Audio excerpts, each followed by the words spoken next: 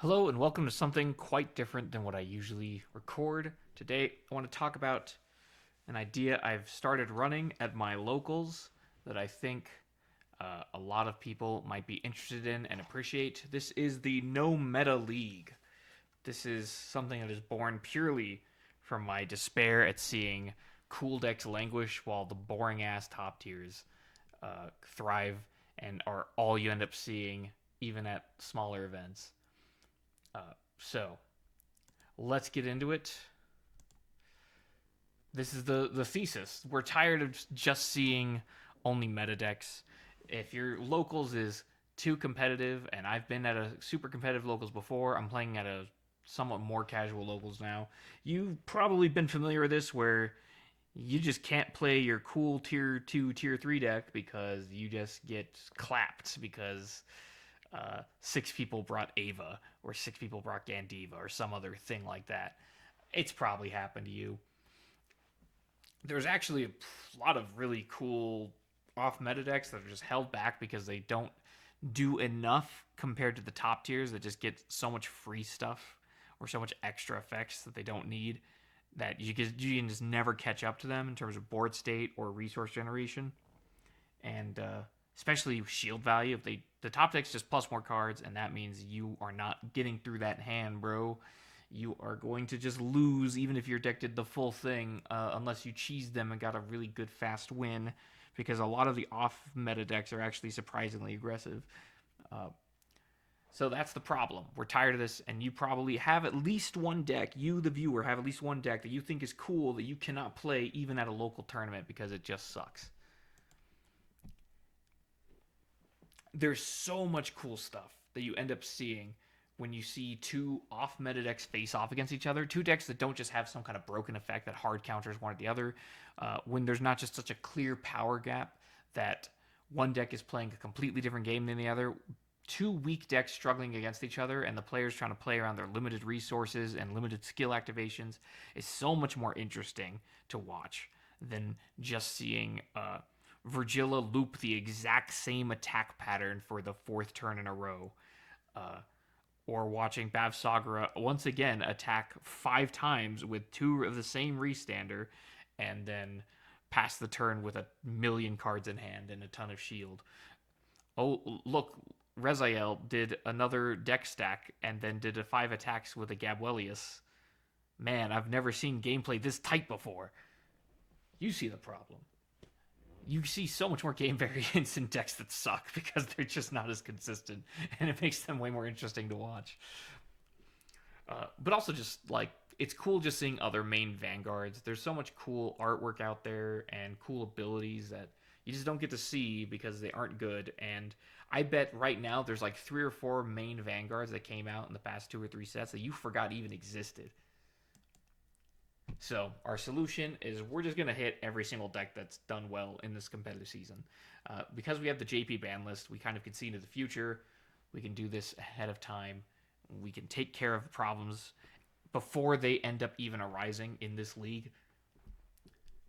And that brings us to the list. We went for the top decks of the JP format. I went with the top five topping decks. I went by pure results for tournaments. And then after that, I went to each nation and I hit the best remaining deck. And this is because this is the first time we've ever done this and it's the first week. I'm going to revisit this ban list in the future every 2 weeks of this league that I run. It's a round robin league, so it's probably going to run for about 6 weeks. Every 2 weeks, we're going to check the ban list and check what decks are legal, and we're going to see if anything else needs to be added on. Anything that's just so clearly overpowered because it was technically tier 1, but just didn't see as much tournament play. And also, just if there's a new deck that's secretly broken, that's kept in check by a top tier, we can ban that too, just to keep our format balanced. We can just aggressively ban the stuff nobody wants to play against. But that methodology brought us to this. We banned Minerva as one of the top five performing decks, and then we had to ban another Keter deck, so we got Rosile. Then Dragon Empire, Virgilla, and Bav Sagra. Bav Sagra had slipped down to sixth place, I believe, and Virgilla was comfortably in the top five. I think it was like first or second. Then for Brankgate, it was obviously Prison. Had done really well in this format in Japan, and then there wasn't really a clear second place Brankgate deck to ban as the best performing deck from that nation. So I just did a poll of decks that I knew my locals hated, and this is what got hit. And then Stoicheia didn't have a deck in the top 5, so just Leonorn got hit.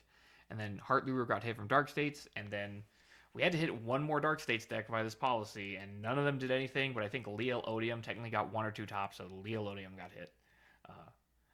Honestly, I was considering just hitting Blangdemeyer, but nobody else seemed to really be bothered by Blangdemeyer, so we left that one in. And then Lyrical, it was just Chris Rain. No Lyrical decks did well. Chris Rain is actually pretty strong. I think if we didn't hit Chris Rain, it would have run over this league, so I'm pretty glad that this one got hit, even though I think new Chris Rain is a very sick deck.